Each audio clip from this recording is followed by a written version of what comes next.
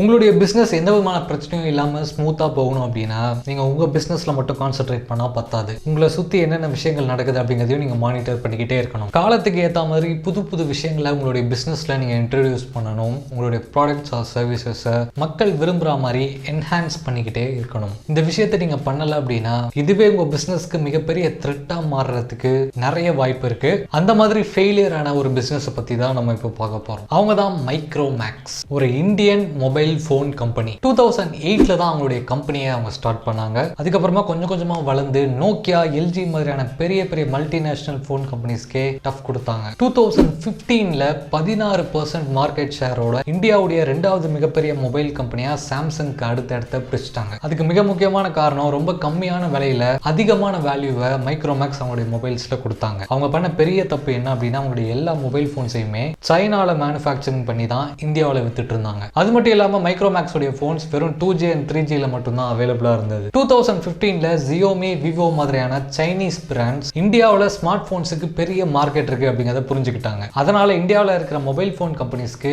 Manufacturing பண்ணி கொடுக்காம நம்மளே டைரக்டா இந்தியாவில் மொபைல் போன்ஸை விற்கலாம் அப்படின்னு முடிவு பண்றாங்க. அது மட்டும் இல்லாம அவங்க இந்தியாவில் லான்ச் பண்ண மொபைல் போன்ஸ் எல்லாத்துலயுமே 4G டெக்னாலஜி இருந்தது. கரெக்டா அந்த டைம்ல தான் ஜியோவும் லான்ச் ஆச்சு. மக்கள் ஜியோவுடைய 4G ஸ்பீட்ல ரொம்பவே இம்ப்ரெஸ் ஆயிட்டாங்க. ஸோ இதுக்கப்புறம் மக்களுக்கு 3G போன்ஸ் வாங்குறதுல விருப்பம் இல்லை. பெரும்பாலான மக்கள் 4G போன்ஸ் வாங்க ஆரம்பிச்சிட்டாங்க. மைக்ரோமேக்ஸ் கிட்ட 4G மொபைல் போன்ஸ் இல்ல, சைனீஸ் பிராண்ட்ஸ் கிட்ட மட்டும்தான் இருந்தது. ஸோ இந்தியாவில் இருக்கிற பெரும்பாலான மக்கள் சைனீஸ் ஸ்மார்ட் போன்ஸுக்கு அடாப்ட் ஆயிட்டாங்க. மைக்ரோமேக்ஸ் கம்பெனி அவங்களுடைய கம்பெனிக்குன்னு தனியா ஒரு R&D டிபார்ட்மெண்ட் வச்சு மார்க்கெட்ல என்ன நடந்துட்டு இருக்கு, ஃபியூச்சர்ல என்னென்ன டெக்னாலஜிஸ் வரப்போகுது, அதை எப்படி அவங்களுடைய மைக்ரோமேக்ஸ் மொபைல் போன்ஸ்ல இம்ப்ளிமெண்ட் பண்றது, இந்த மாதிரியான விஷயங்கள் எல்லாம் அவங்க ரிசர்ச் பண்ணியிருந்தாங்க. அப்படின்னா ஒருவேளை மைக்ரோமேக்ஸ் இன்னைக்கு வரைக்கும் சஸ்டெயின் ஆயிருக்கலாம். ஆனா அந்த மாதிரியான விஷயங்கள் எதுவுமே செய்யாததாலேயே அவங்களுடைய மார்க்கெட்டை அவங்க லூஸ் பண்ணிட்டாங்க. பட் இப்போ அவங்க திரும்பவும் ஒரு ரீஎன்ட்ரி கொடுக்க போறதா சொல்லியிருக்காங்க. போன முறை செஞ்ச தப்பு எல்லாத்தையுமே திருத்திக்கிட்டு இந்த முறையாவது சஸ்டெயின் பண்ணுவாங்களா? நீங்க என்ன நினைக்கிறீங்க அப்படிங்கிறத கமெண்ட் பண்ணுங்க. இந்த வீடியோ நீங்க ஸ்பெண்ட் பண்ண டைமுக்கான ஒரு வேல்யூ கிரியேட் பண்ணுச்சு அப்படின்னா